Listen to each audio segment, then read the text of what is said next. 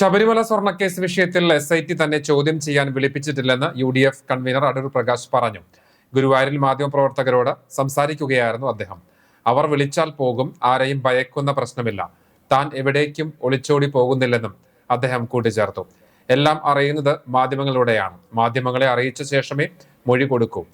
കൊള്ളക്കാരനാണെന്ന് അറിഞ്ഞുകൊണ്ടല്ല പൂറ്റിയെ കണ്ടത്, ശബരിമല അന്നദാനത്തിന് ക്ഷണിച്ചപ്പോൾ പോയെന്ന് മാത്രം. ബാക്കി കാര്യങ്ങളെല്ലാം SITക്ക് മുൻപിൽ വെളിപ്പെടുത്തും. മുഖ്യമന്ത്രിയുടെ പൊളിറ്റിക്സ് സെക്രട്ടറി ശശിയുടെ പണിയാണ് ഇപ്പോൾ നടക്കുന്നത് എന്നും അദ്ദേഹം കൂട്ടിച്ചേർത്തു. ശശി ഉണ്ടാക്കിയിട്ടുള്ള ഒരു പുതിയ ഒരു പണിയാണ് ഇപ്പോൾ നടന്നിട്ടുള്ളത്. ഞങ്ങളെയൊക്കെ നേരിട്ട് അറിയിച്ചാൽ, എനിക്ക് ഒന്നും മറച്ചു വെക്കുവാനുമില്ല, ഏതവസരത്തിൽ അറിയിച്ചാലും അവിടെ എത്തുവാനും തയ്യാറാണ്. പക്ഷേ ചാനലുകാർ പറയുന്നതനുസരിച്ച് നിങ്ങൾ പറയുമ്പോൾ ഞാൻ SITയുടെ മുമ്പിലേക്ക് പോവുക എന്ന് പറയുന്നത് അതൊരു ശരിയായ കാര്യമായി ഞാൻ കാണുന്നില്ല.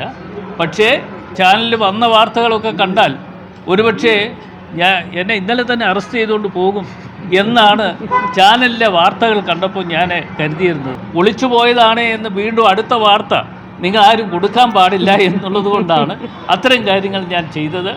മാത്രമല്ല, ഞാൻ എന്തായാലും SITയുടെ മുമ്പിൽ പോകുന്നതിന് മുമ്പ് ചാനൽ സുഹൃത്തുക്കൾ എന്നുള്ള നിലയിൽ, മാധ്യമ സുഹൃത്തുക്കൾ എന്നുള്ള നിലയിൽ നിങ്ങളെ കൂടി വിവരങ്ങൾ അറിയിക്കും.